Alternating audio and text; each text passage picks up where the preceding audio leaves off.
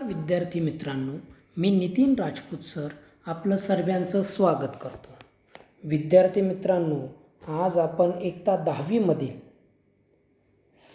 दुसरा टॉपिक बघणार आहोत. 1.2 ॲन एन्काउंटर. एन्काउंटरचा जो अर्थ आहे तर तो एन्काउंटर मीन्स चकमक ऑफ अ स्पेशल काइंड.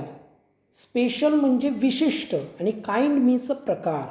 या ठिकाणी आपण एक विशिष्ट प्रकारची काय बघणार आहोत, चकमक बघणार आहोत. एक विशिष्ट प्रकारची चकमक असं या टॉपिकचं नाव आहे.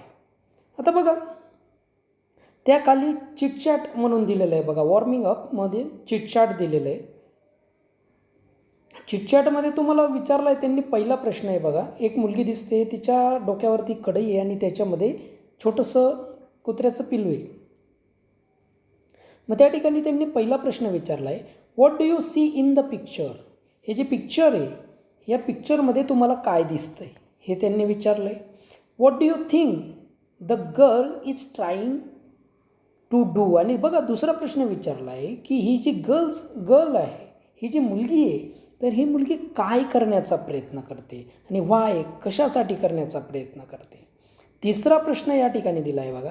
If you were in the place of that girl. If म्हणजे जर, यू म्हणजे तुम्ही, इन द प्लेस म्हणजे जागेवर असणे, ऑफ दॅट गर्ल त्या मुलीच्या जागेवर जर तुम्ही असता तर व्हॉट वूड यू डू, तर तुम्ही त्या ठिकाणी काय केलं असतं. आणि पुढचं आहे बघा, डू यू थिंक. शेवटचा प्रश्न त्यांनी सांगितला आहे, डू यू थिंक, तुम्ही असा विचार करू शकता का, शी विल बिकम सक्सेसफुल, की ती यशस्वी होईल, इन हर मिशन, तिचं जे मिशन आहे त्या मिशनमध्ये ती सक्सेसफुल होईल, ती यशस्वी होईल, असा तुम्ही विचार करू शकता का. तर याचे जे प्रश्न आहेत या प्रश्नांची उत्तरं तुम्ही लिहून मला माझ्या नंबरवरती सेंड करायची आहेत. खाली बघा, match the appropriate headings with the image. आता बघा त्या ठिकाणी तुम्हाला 4 हेडिंग्स दिलेले आहेत. ते हेडिंग्स कोणकोणते आहेत, our luxurious bungalows, my favourite pass time, what a commotion, and चौथं आहे इनग्रोस्ड इन माय बुक. आणि बघा त्याच्याशी रिलेटेड इमेजेस जे पिक्चर्स आहेत ते दिलेले आहेत त्यांनी A, B, C आणि D या 4 याच्यामध्ये. तर तुम्हाला काय करायचं आहे, जे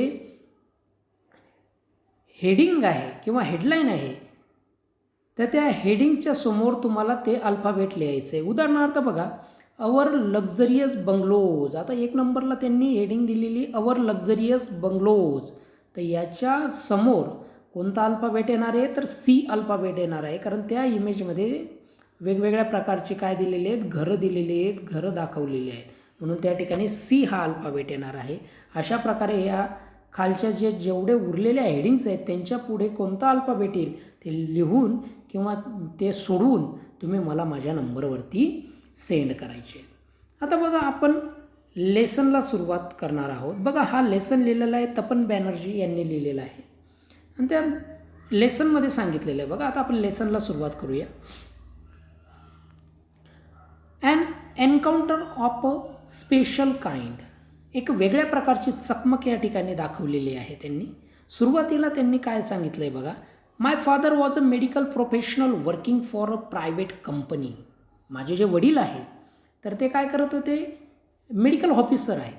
प्रोफेशनल म्हणजे व्यावसायिकदृष्ट्या ते मेडिकल ऑफिसर आहेत आणि ते वर्किंग करतायत, काम करतायत. वर्किंग करणे म्हणजे काम करणे for a private company. Private company म्हणजे खाजगी कंपनीमध्ये. प्रायव्हेट मीन्स खाजगी कंपनीत. इन राणीगंज नावाचं जे शहर आहे, कुठे आहे ते शहर, इन वेस्ट बेंगॉल. आणि वेस्ट बेंगॉल जे आहे ते वेस्ट बेंगालमध्ये म्हणजे पश्चिम बंगालमध्ये राणीगंज नावाचं जे शहर आहे त्या राणीगंज नावाच्या शहरामध्ये हे त्याचे वडील मेडिकल ऑफिसर म्हणून काय करतायत, काम करतायत. The officers of the company. आणि त्या कंपनीतले जे ऑफिसर्स आहेत तर त्या कंपनीतल्या ऑफिसर्सला, त्या लोकांसाठी वेअर हाऊस्ड म्हणजे घरं दिलेली आहेत. In individual bungalows. आणि ती घरं कशी दिली आहेत, ते इंडिव्हिज्युअल, त्यांना त्यांचे वैयक्तिक बंगलोज बांधून दिलेले आहेत किंवा बंगलोज दिलेले आहेत त्या कंपनी थ्रू, कंपनीमार्फत. Inside a large campus. आणि त्या कंपनीचा जो कॅम्पस आहे, जो भाग आहे, जो एरिया आहे, तर त्या कंपनीच्या भागामध्ये, त्या कॅम्पसमध्ये, त्या एरियामध्ये त्या मेडिकल ऑफिसर्सला काय केलेले आहेत, त्यांनी बंगलोज बांधून दिलेले आहेत, इंडिव्हिज्युअल वैयक्तिक त्यांचे बंगलेज. त्याच्यानंतर बघा, our house was in a corner of the campus. आणि आवर म्हणजे आमचं जे हाऊस आहे, आमचं जे घर आहे, तर ते कुठं होतं, कॉर्नरला, कोपऱ्याला होतं. कोणाच्या कोपऱ्याला, कॅम्पसच्या कोपऱ्याला होतं.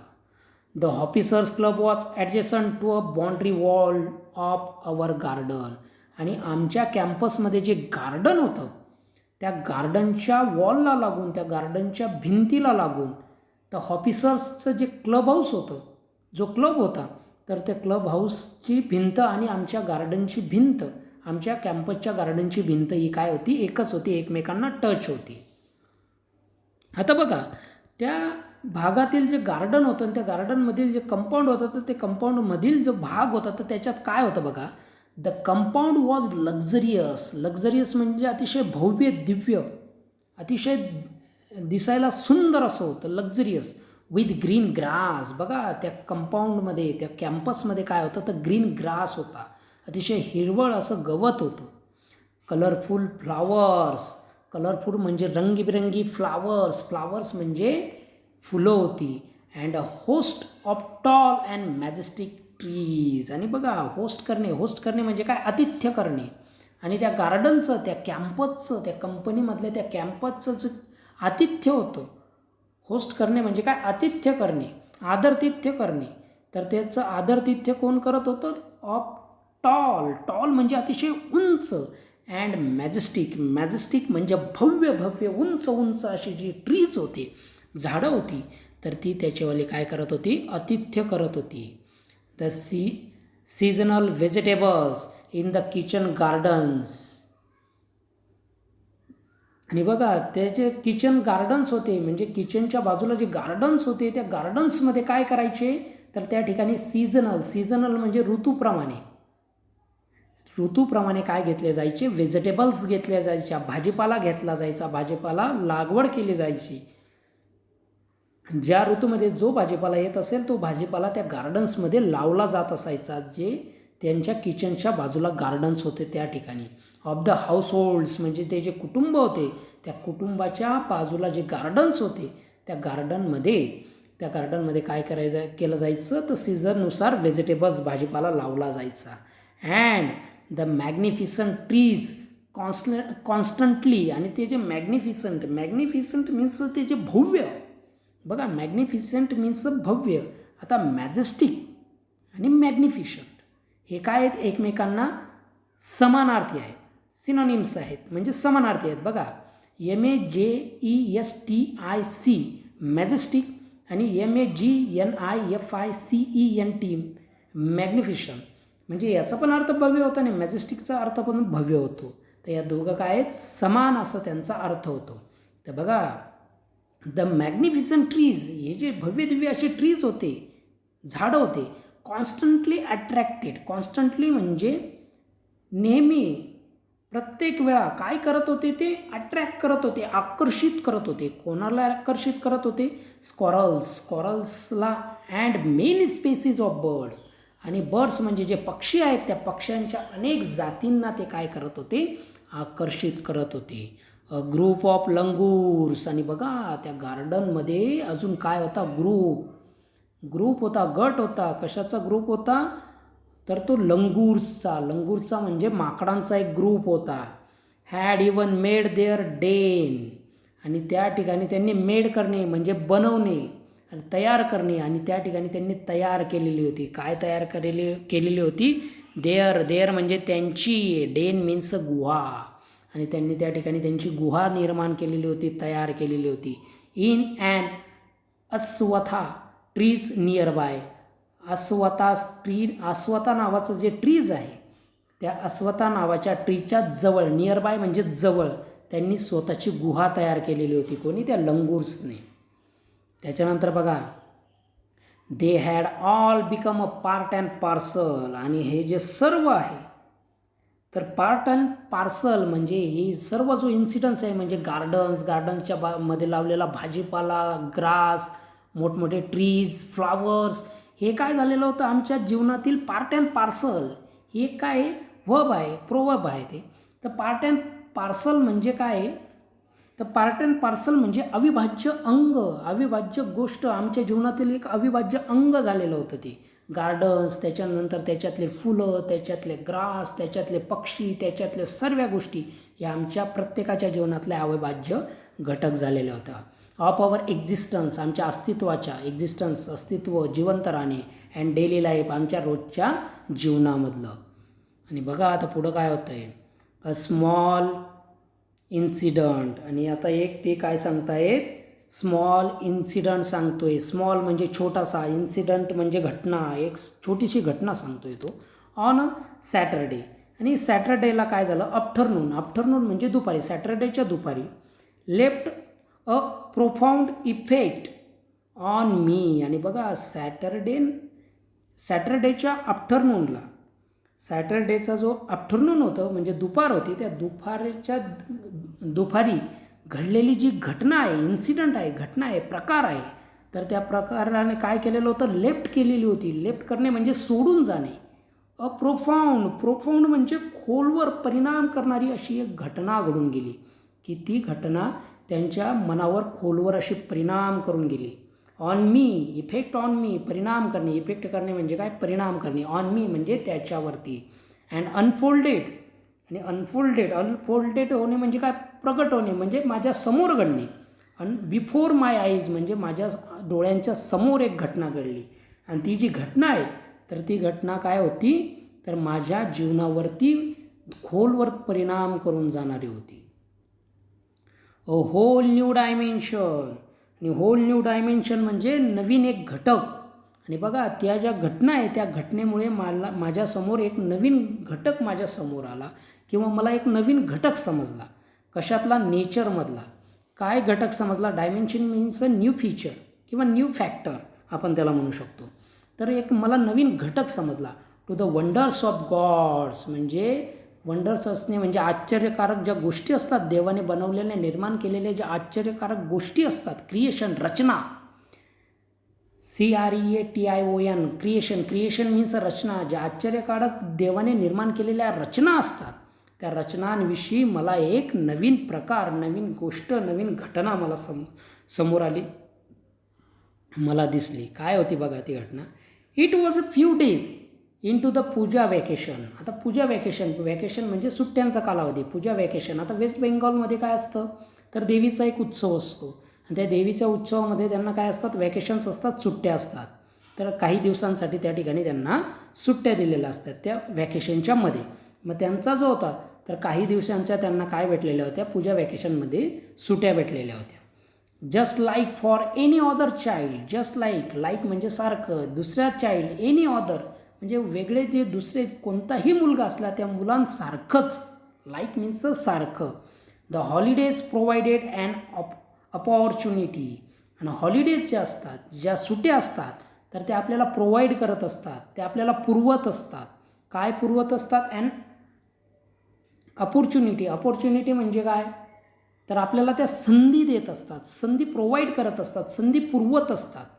फॉर मी, आणि दुसऱ्या मुलांना ज्याप्रमाणे ती हॉलिडेज या संधी देत असतात, त्याप्रमाणे मलासुद्धा हॉलिडेजने काय दिलेली होती, संधी दिलेली होती.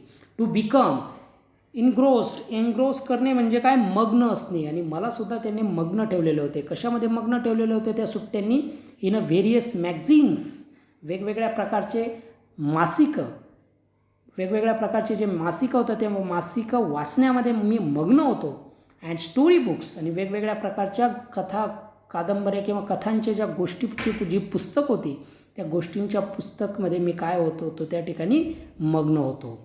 पब्लिश स्पेशली, आणि ते जे गोष्टींचे पुस्तकं आणि ते जे मॅगझिन्स होते, तर ते मॅगझिन पब्लिश्ड म्हणजे प्रकाशक किंवा प्रकाशित केलेले होते. स्पेशली म्हणजे खास करून, स्पेशली म्हणजे काय, खास करून. फॉर चिल्ड्रेन म्हणजे मुलांसाठी. इन द फेस्टिव्ह सीझन म्हणजे असे उत्सवाचे जर काही गोष्टी आल्या, उत्सवाचा जर काही काळ आला, तर त्या उत्सवाच्या काळामध्ये मुलांना सुट्ट्या असतात. त्या उत्सवाच्या काळामध्ये मुलांना सुट्ट्या असताना त्यांच्यासाठी वेगवेगळ्या प्रकारचे मॅगझिन्स, मासिकं लिहिली जातात, त्यांना वेगवेगळ्या प्रकारची स्टोरी बुक असतात. तर ती स्टोरी बुकं पब्लिश केलेली असतात. तर ती पब्लिश केलेली पुस्तकं मी वाचण्यामध्ये मग्न होतो आणि माझे त्या वेकेशन मी त्या ठिकाणी काढत होतो ते पुस्तकं वाचून वाचून. मग बघा पुढं काय होतं पुढच्या पॅरेग्राफमध्ये, आफ्टर अ हर्टली लंच, आणि बघा नंतर त्या शनिवारच्या जेवणानंतर दुपारच्या जेवणानंतर, my parents and my younger sisters, माझे घरचे म्हणजे माझे आईवडील आणि माझ्या ज्या यंगर सिस्टर्स होत्या, माझ्या ज्या बहिणी होत्या, तर lay down for an afternoon nap. Lay down होणे म्हणजे झोपून जाणे, ले डाऊन होणे म्हणजे झोपून जाणे. फॉर ॲन आफ्टरनून म्हणजे दुपारचा नॅप, नॅप म्हणजे डुलकी, दुपारची जी वामकुक्षी म्हणतो आपण त्याला, वामकुक्षी किंवा त्याला आपण नॅप म्हणतो डुलकी, दुपारची डुलकी किंवा वामकुक्षी घेण्यासाठी माझे आईवडील आणि माझ्या बहिणी झोपलेल्या होत्या. अँड आय सेटल्ड, आणि मी सेटल झालेलो होतो. सेटल होणे म्हणजे काय की स्थायिक होणे, किंवा माझी जी रुटीन होती त्या रुटीनमध्ये मी सेटल झालेलो होतो, मग्न झालेलो होतो. Down with a story book, आणि मी स्टोरी बुक माझी काय करत होतो, रीड करत होतो. माझे घरचे झोपलेले होते आणि मी माझी स्टोरी बुक रीड करत होतो. द क्वाईट आफ्टरनून प्रेझेंटेड, आणि बघा ही जी क्वाईट आफ्टरनून म्हणजे काय की शांत अशी दुपार, आणि ही जी शांत दुपार होती तर ती शांत दुपार काय करत होती, प्रेझेंटेड करणे म्हणजे काय, निर्माण करणे. द परफेक्ट बॅकड्रॉपचा अर्थ काय होतो बघा, BACKDROP, बॅकड्रॉप करणे म्हणजे काय, पार्श्वभूमी तयार करणे. प्रेझेंट करणे म्हणजे तयार करणे. आफ्टरनून, आणि ती जी शांत दुपार होती तर ती तयार करत होती, बॅकड्रॉप पार्श्वभूमी तयार करत होती फॉर रीडिंग म्हणजे वाचनासाठी. अँड ॲडव्हेंचर स्टोरी म्हणजे साहसी ज्या गोष्टी होत्या त्या साहसी गोष्टी वाचण्यासाठी ती परफेक्ट वातावरण निर्मिती करत होते. बॅकड्रॉप करणे म्हणजे काय, पार्श्वभूमी तयार करणे, वातावरण निर्मिती तयार करणे. तर त्या ठिकाणी ते काय करत होते, वातावरण निर्मिती तयार करत होते.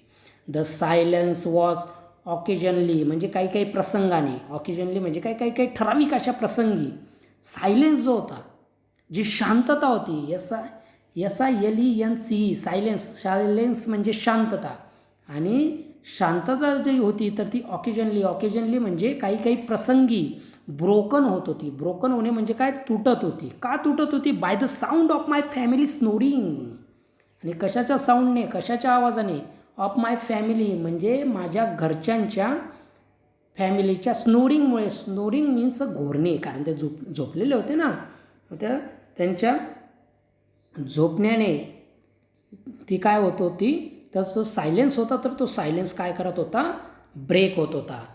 द इंटरमिटेंट होणे म्हणजे फ्रिक्वेंटली म्हणजे पुन्हा अजून काय होत होतं, चिर्पिंग ऑफ हाऊस पॅरोज, चिर्पिंग करणे म्हणजे काय, चिवचिवाट करणे. आणि अजून कशाने तो सायलेन्स होता, तो ब्रोक होत होता, तर चिर्पिंग करणे म्हणजे काय, चिवचिवाट करणे. त्या ज्या स्पॅरोज होत्या घरामध्ये, घरातल्या स्पॅरो जेव्हा चिवचिवाट करायच्या तर तेव्हासुद्धा ते दुपारचे जो सायलेन्स होता तर तो दुपारचा सायलेन्स ब्रेक होत होता. द हर्ष कॉविंग ऑफ क्रो, आणि बघा त्याच्यामध्ये अजून कशामुळे तो सायलेन्स ब्रोक होत होता, त्याचे कावळे आहेत तर त्या कावळ्यांच्या क्रो जे आहेत त्या क्रोच्या ओरडण्याने सुद्धा तो काय होत होता, सायलेन्स ब्रोक होत होता. त्याच्यानंतर द श्रील म्हणजे थरथर आवाज, श्रील होणे म्हणजे काय, थरथराट किंवा थरथर आवाज. Call of kite flying height above the ground म्हणजे ग्राउंडच्या वरती, अतिशय उंचावरती, हाईट म्हणजे उंचावरती. जेव्हा ते पतंग उडवतो तर पतंग उडवल्यावरती काय येतो, एक वेगळ्या प्रकारचा थ्रिल, थरथर असा आवाज येतो.